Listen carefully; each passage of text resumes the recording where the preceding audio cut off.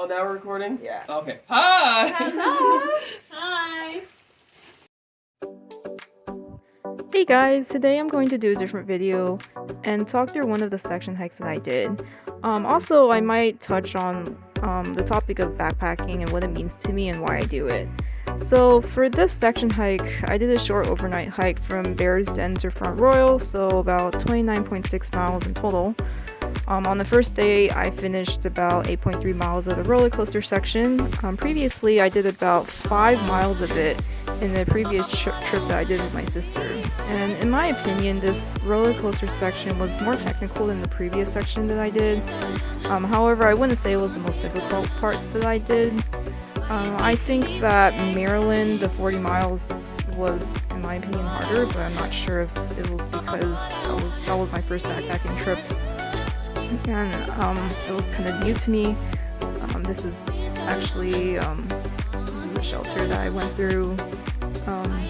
And because I had kind of a packed day, I think I did about 60 miles. I actually didn't take a lot of time to look through a lot of the waterfalls or look through a lot of shelters, just because I was kind of concerned with time and whether I was going to make it to the shelter. So the goal for today was to go from Bears Den and I think go to Whiskey Hollow shelter, and I knew that the roller coaster was going to take a little bit more time, so I had kind of an early day. I started at around about 7:45 8 a.m. and then parked my car at Bears Den and decided to hike, and I think the first 3 miles was all downhill. So I was really happy that it was. I thought it was going to be easier, and then it slowly got really, the hills got really frequent. This is one of the outlooks that I passed through, and yeah, it was really nice. I met a couple where they stopped to have lunch and they decided to take their stove out. I decided to go forward to avoid wasting time. So usually for my meals, I usually spend time cooking breakfast, and then throughout the day I don't really take a lunch. I usually take maybe a morning snack, a lunch snack, an afternoon snack, maybe another snack in between, and my main meal will be dinner. So usually just dinner and breakfast are my main meals, and I think it really helps for me to save time, and also really helps that in case my body really needs food or water right now, I can take a break, and I don't have to limit my schedule with when's lunch gonna be.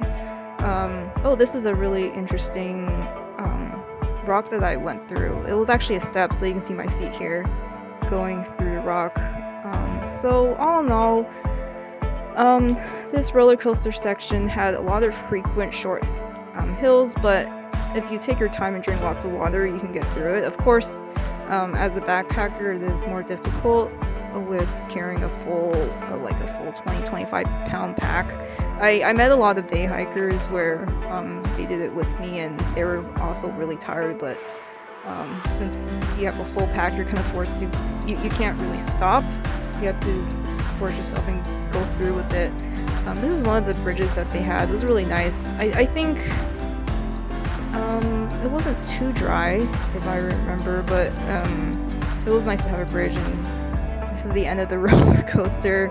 I was actually pretty wiped. You can see my face here. Just, I was really tired, and I think I walked another 1 mile or so, and I got to the shelter. I got there around 2 p.m. and here you can see me filtering water. I went to the river and filtered some more water, and I actually had to make a decision because I could stay at the shelter, but then at the same time I didn't want to waste the day because this is during the summer and the sunlight's out the longest. So I decided to go another 7.8 miles to Whiskey Hollow shelter, and I actually got there barely when there was sun, so I got there around 7:40, and this is a little bit of trail magic that I received. This is, I think, near Ashby Gap, the parking lot, and here I'm crossing the road.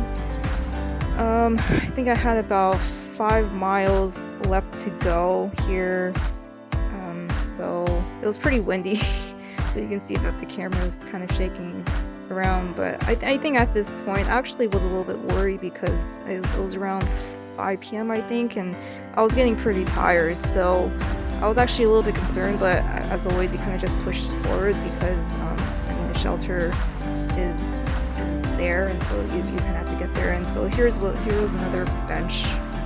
It's a really nice bench that I saw. And yeah, the first day was pretty grueling, but I thought it was really rewarding. And I think that's the great thing about backpacking, is that you really push yourself. The Appalachian Trail, in my opinion, is kind of a no joke. I'm from the West Coast, and so in my opinion, the East Coast trails are more technical and more difficult.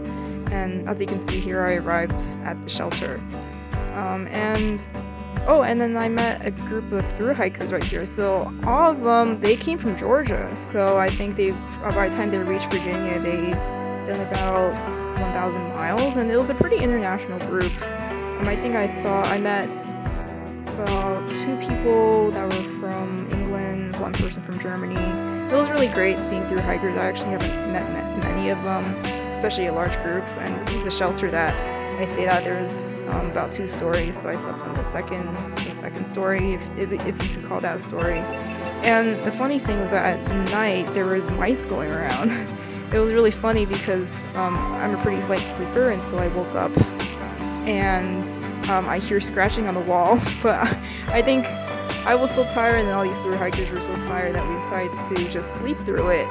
And unfortunately, the mice bit through one person's rain fly.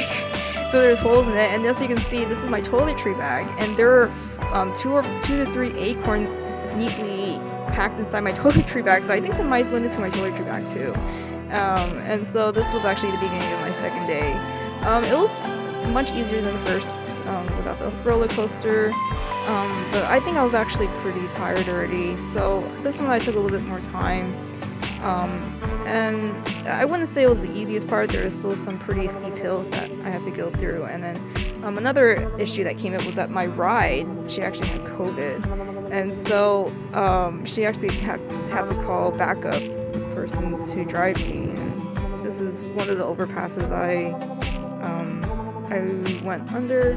And this was actually a nice view. This is on top of one of the hills, and it was just a meadow. And I think the views was really beautiful. I actually took a wide angle photo of the clouds with the meadow. It's a really beautiful shot.